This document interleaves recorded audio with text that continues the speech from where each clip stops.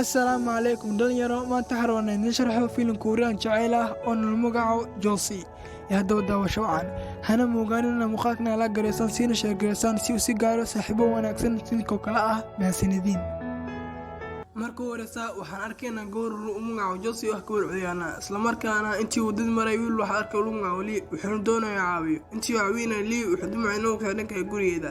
si wanaag intii uu dad maray waxa arkaysa Josie ayada si xunna u wacananaysa inta kadib Lee wuxuu ka codsanayay la cashay maadaama gabadhiisa soo caawiyo inta kadib markuu la cashay si degdeg iskaga baxay guriga maanta waxaan arkaynaa Lee oo hurda isla markaana hurdada ka ees walaashii si ay dhanka iskuulka inta kadib intuu soo baxay dhanka banaanka waxa isla filan arkay walaalkii ka weyn inta kadib waxaan arkaynaa Lee iskuulka soo baxay isla filan iskuulka xumaanaysa walaashiisa saate hadda waxaan arkaynaa Lee mar la wada caawinaa Josie ayada isla filan ah inta kadib waxaan arkaynaa markii ay ku soo cuntayna si caadi ahayd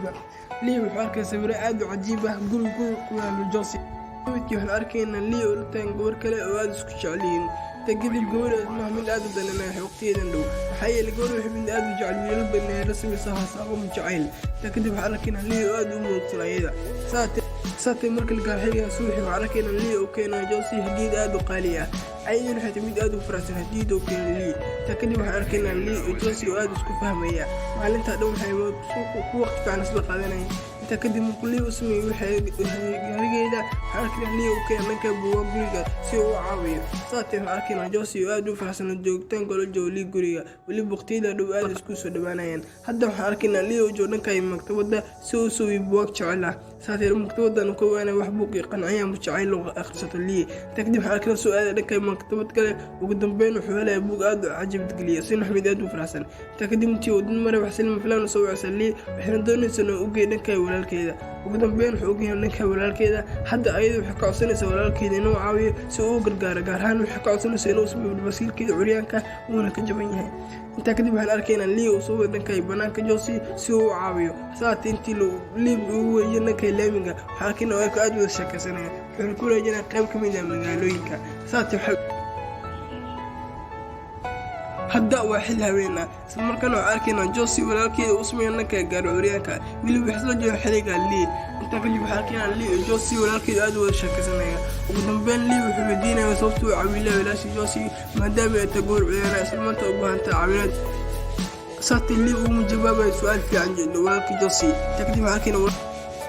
ugu dambeyn waxaan arkaynaa Lee oo ku soo dhankay goobtii si xiriir waxaan arkaynaa Lee oo caawinaya Josie ayadiida markaana wuxuu ku tii shaqo aad u adag kadib waxaan arkaynaa Lee aad u martay shaqada ku jirta ayada Josie waxaan arkaynaa Lee oo guriga shaqaale aad u badan si loo caawiyo guriga saati guriga aad u wasaq badan inta kadib waxaan arkaynaa Lee oo Josie aad u fahmay hadana guriga wuxuu keenay buugtii dhan oo aad u jecel Josie inta kadib waxaan arkaynaa Josie Lee aad u bashalaya saati Lee haduu Josie xutusaya guriga babkii degan xaafada saati hadda waxaan arkaynaa Lee iyo Josie aad isku sii dhawaanayaan marka si dambeysa ugu dambeyn waxa maanaysa Lee saaxiibadiisa hore saati Josie ka xanaaq saarantaa waxay aad u carsantahay waxna ku dhasaniga oo sababta oo keentay maxay ama waxa uu sheegay inuu jacayl oo leeyahay ugu dambeyn guriga ku furayay Lee habeenkii waxaan arkaynaa Lee saaxiibadiisa hore aad u sheekaysanaya aydan xadoonaysa inuu ka ogaado arrimaha Josie sidoo wuxuu ku leeyahay hadda ma doonayna ka la armacaan kala iga raalli noqo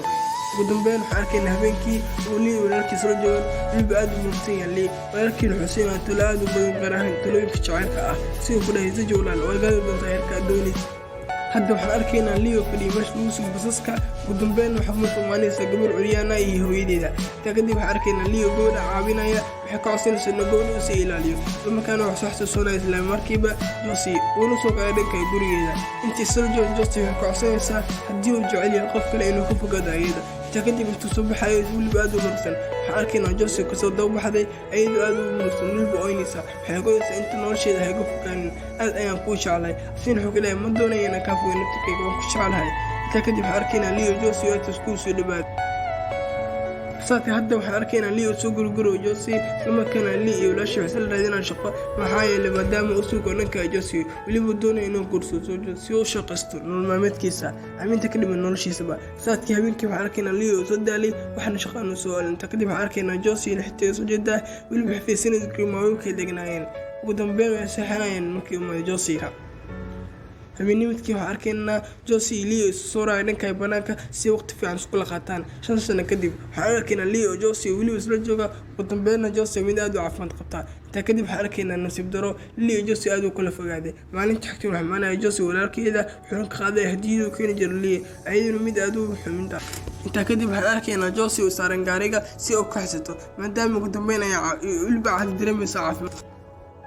inta kadib waxaan arkaynaa Lee walaashii gaariga la saaran Lee intuu gaariga saarno waxa mid u murugsan oo ka tago Josie ugu dambeyn intuu gaariga saarno wuxuu arkay gabar curiyaan oo dad dhib ay taagan wuxuu saxsanaa Josie wuxuu eega dhanka gaariga agtayna wuxuu arkay inay tahay Josie si mid u murugsantaa saatay markii la gaaray habeennimadkii hadda waxaan arkaynaa Lee iyo Josie isku yimaadeen ugu dambeyn ayagoo aad isku murugsan waliba waxay ka codsanaysaa Lee inuu guursado ayada ugu dambeyn Lee ku ogolaanaya waliba si aad u murugsan waliba farxad intii la oonaya una ku ogolaanaya filimkan meesha ku kulmaanaya